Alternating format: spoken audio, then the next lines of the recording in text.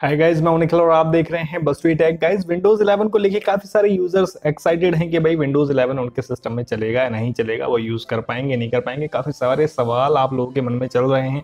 Recently FAQs video भी बनाया जिसमें काफी सारे सवालों के जवाब मैंने आप लोगों के लिए दिए विंडोज 11 को लेकर। लेकिन यहाँ पे आज इस वीडियो में मैं आपको कंप्लीट लिस्ट आप लोगों के साथ शेयर करने वाला हूँ, जिसमें आपको ये पता चल जाएगा कि भाई आपके पास जो प्रोसेसर है वो विंडोज 11 को सपोर्ट करेगा या नहीं करेगा, या फिर अगर आप कोई नया सिस्टम लेने वाले हैं तो आपको पता लग जाएगा कि भाई आपको कौन सा सिस्टम लेना है जिससे कि आप फ्यूचर में विंडोज 11 को यूज कर पाएं।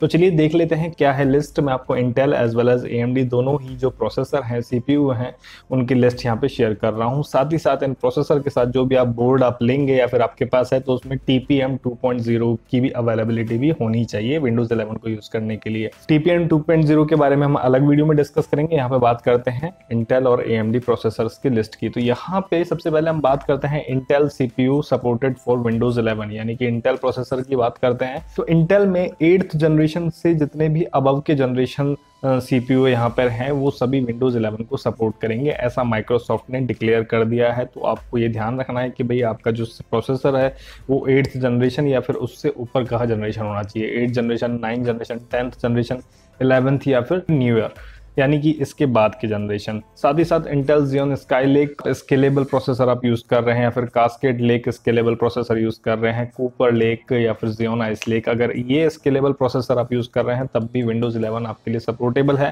साथ ही साथ अगर आप न्यूअर पेंटियम या फिर सेलेरॉन प्रोसेसर जो रिसेंटली लॉन्च हुआ हो वो आप यूज कर रहे हैं, जो कि 1 GHz से ऊपर के जो प्रोसेसर हैं, अगर आप वो यूज़ कर रहे हैं दैट मीन कि आप विंडोज 11 यूज़ कर पाएंगे। तो ये चीज़ आपको ध्यान रखनी है कि अगर आप नया सिस्टम भी लेने जा रहे हैं तो इन जनरेशन का सिस्टम हो या फिर इनसे जो लेटेस्ट वर्जन है, जो लेटेस्ट जनरेशन है उसका सिस्टम हो। बात करते हैं अब AMD के लिस्ट की बात करें अगर AMD CPU supported for Windows 11 तो AMD Ryzen 2000, 3000, 4000, 5000 ये सभी विंडोज 11 को सपोर्ट करेंगे। साथ ही साथ AMD Ryzen Threadripper की बात करें तो 2000, 3000 एंड Pro 3000 ये तीनों विंडोज 11 को सपोर्ट करेंगे। ठीक है, साथ ही साथ अगर AMD EPYC सेकंड जनरेशन और थर्ड जनरेशन की बात करें तो ये भी विंडोज 11 को सपोर्ट करेंगे। इसके अलावा इससे पहले के जो जनरेशन है वो विंडोज 11 को सपोर्ट नहीं करेंगे, लेकिन अगर आने वाले जो जनरेशन है या फिर जो लेटेस्ट जनरेशन है वो विंडोज 11 को सपोर्ट करेंगे, बशर्ते आपके बोर्ड में TPM 2.0 चिप होनी चाहिए। तो ये जो लिस्ट है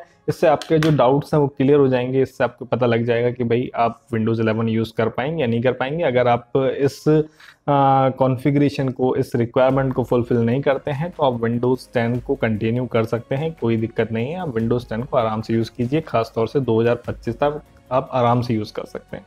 तो गाइस ये थी एक छोटी सी इन्फॉर्मेशन, आई होप कि आपके लिए हेल्पफुल रहेगी अगर आप विंडोज 10 को यूज़ करने के बारे में सोच रहे हैं। मिलते हैं आपसे नेक्स्ट वीडियो में नई जानकारी के साथ। तब तक के लिए धन्यवाद। जय हिंद।